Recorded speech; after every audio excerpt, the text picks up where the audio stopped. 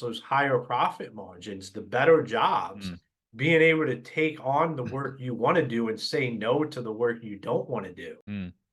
Well, we're in a very referral based industry, right? So if in a hot market, referrals are probably enough to get a lot of building companies by. But as soon as it starts to soften, that's when the builders are going, oh, where am I?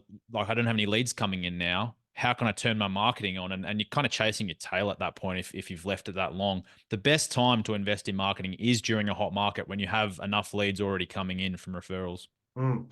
Yeah, I would 100% agree with that because it's just like anything. The worst time to do it is when you're in a crunch. Yeah. Whether you need money or you need leads or you need workers or you need help running your business, like the worst Mm. time to have to do that is when you're in a crunch. I'm sure that's you'd probably deal with that a lot because people probably are coming to you not necessarily proactively, and they're trying to figure out how do we get this thing rolling when the best time is just to feed something that's already rolling.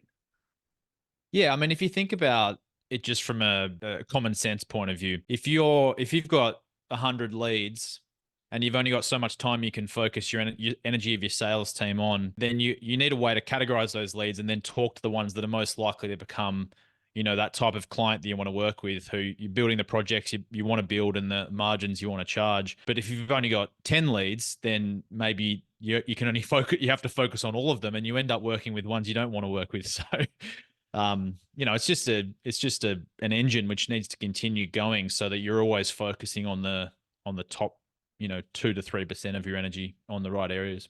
Yeah, and we're talking about that this is the top of funnel of that engine. Mm, And once you get this right, it just becomes a numbers game. Because once you mm. understand how to bring in leads and continue to do the right marketing, then you can basically just say, I want to do X amount of revenue at whatever profit margins. And you can break that right on down as we need this many leads, close at this amount. Like it really starts to become, if you can say business is simple, but once you can start controlling that lead flow and understanding it, it really does start to allow you to be able to just throw the numbers at the board and say, hey, we're going to bring in this many leads. That means we can do X revenue. Yeah, 100%.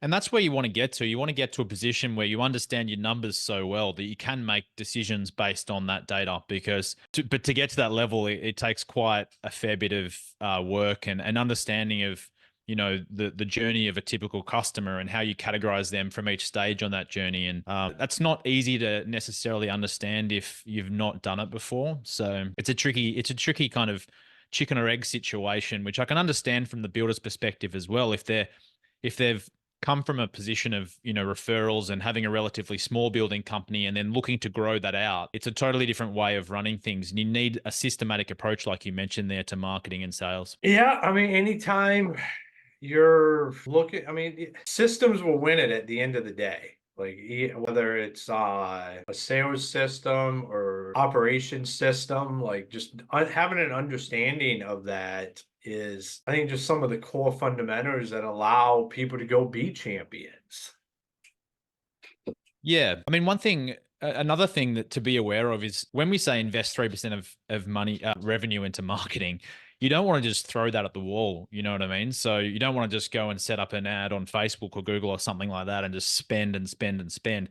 You need to have your house built, to use a metaphor from the industry, before you can start to invest in marketing. And part of that is, making sure you've got your data feeding into a CRM system where you can, like a customer relationship management system, so you can track all of the life cycle stages of a customer and optimize your spend according to that. That's a crucial part. But you also need to make sure that you understand exactly who your clients are, your customers are, what problems they face, what their fears are, how you can help, alleviate those things through the whole sales process, because that's going to drive a lot of your content for your marketing and your messaging in your advertising and things like that.